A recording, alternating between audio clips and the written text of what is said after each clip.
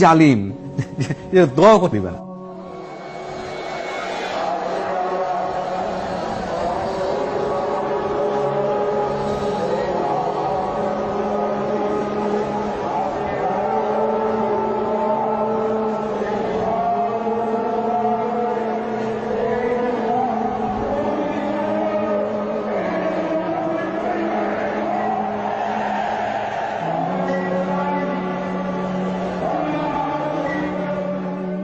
দুপুর থেকে ঢাকার বিভিন্ন পয়েন্টে অবস্থানকারী হেফাজত কর্মীরা মতিঝিলের দিকে আসতে থাকে।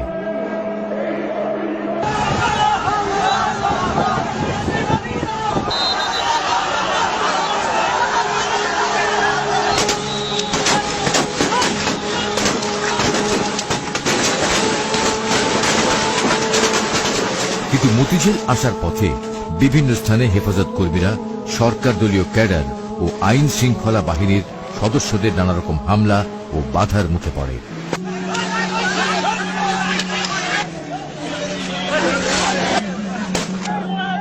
সবচেয়ে ভয়াবহ হামলা করা হয় মতিঝিলের প্রবেশমুখ পল্টন এলাকায়।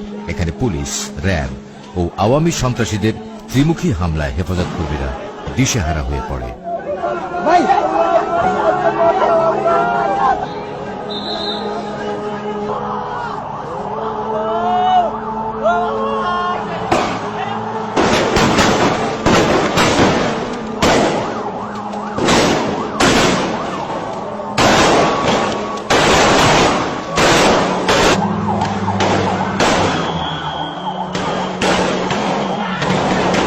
সন্ধ্যায় পুলিশ র্যাবের ছত্রছায়ায় আওয়ামী যুবলীগের কর্মীরা বাইতুল মোকাররম মসজিদ এবং এর সন্নিহিত এলাকা দখলে নিয়ে ভয়াবহ তাণ্ডব চালায়।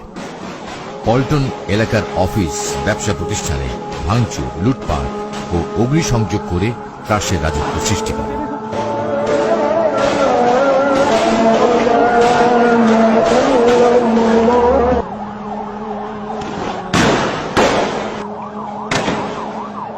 এ সময় এখানকার জুয়েলারি দোকানে লুটপাট, জায়নামাজ, আতর, টুপি, তসবিহ ও কোরআন শরীফের দোকানসমূহে আগুন লাগিয়ে দেওয়া হয়। পুড়িয়ে দেয় হাজার হাজার কোরআন শরীফ।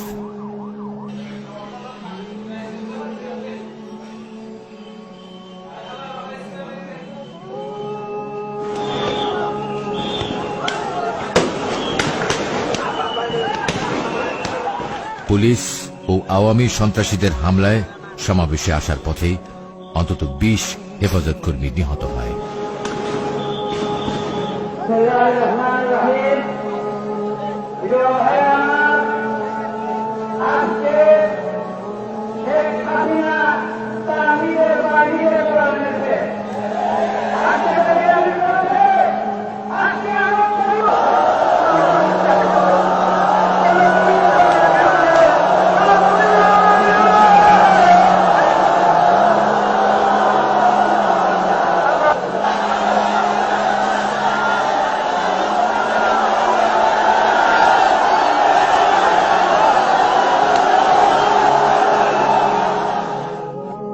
আমাদের কাছে প্রশ্ন করা হয় 6টার পরে আপনারা কেন অবস্থান করলেন? পুলিশ বাহিনী, র্যাব এবং আওয়ামী ফেডাররা তাদের দেয়া টাইমের ভিতরে আমাদের 20 জনের মতো মানুষকে তারা নিহত করেছে। যেখানে আমাদের এত নেতা কর্মী শহীদ হয়, নিহত হয়, তাদের রক্তের বদলায় সেই প্রতিবাদে আমরা কি একটা রাত অবস্থান করতে পারি না?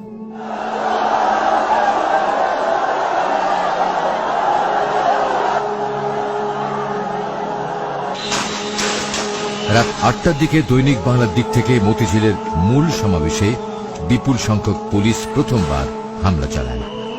কিন্তু সমাবেশকারীরা রুখে দাঁড়ালে পুলিশ তখন দৈনিক বাংলা মোড়ে অবস্থান নেয়। এ সময় সমাবেশ স্থলের সমস্ত সড়ক বাতি নিভিয়ে দিলে মতিঝিল ও এর আশপাশের এলাকা অন্ধকারাচ্ছন্ন হয়ে পড়ে। সমাবেশের মাইকগুলোর সংযোগ বিচ্ছিন্ন করে ফেলা হয়।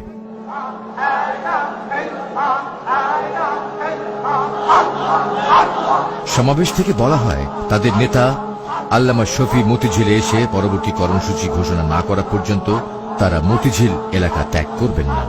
আল্লামা শফি তখন মূলত লালবাগে আইন শৃঙ্খলা বাহিনীর নজরদারিতে আটকে গেছেন। আমি যাওয়ারও পরিবেশ ছিল না, তারপরে আমি কোনো মতে চলে গেছি আগে, এবং আমার পরপরই হযরত যাওয়ার কথা 1 মাইল 1.5 মাইল চলে গেছে।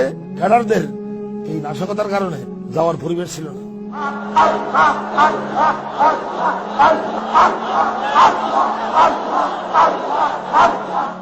যারা বেশি ক্লান্ত হয়ে গেছে তারা ঘুমে গেছে, আর বাকিরা জিকির করতেছে।